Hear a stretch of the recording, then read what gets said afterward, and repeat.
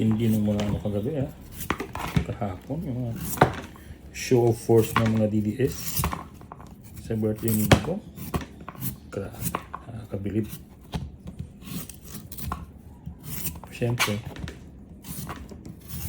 nakakalungkot din. Hindi mo akalain na ganun kadami yung mga stupid at bobo sa Pilipinas or sa mundo. Talagang mahirap intindihin.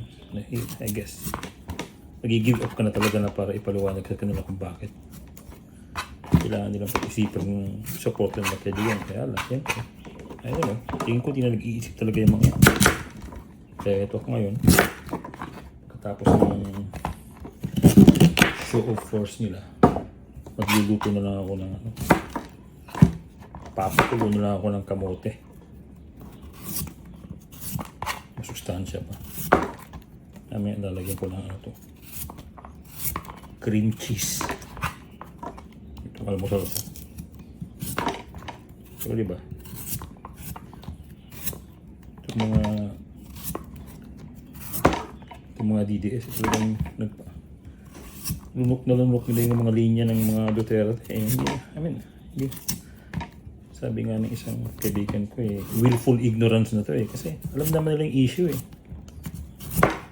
Pero marami dito kamag-anak, mga matatalino, mga teacher, mga may pinag-aralan, mga parang sa bansa natin. Sabi nga sa English, hapon para kang nanonood ng slow motion na train wreck. Ay nako, God save the Philippines talaga.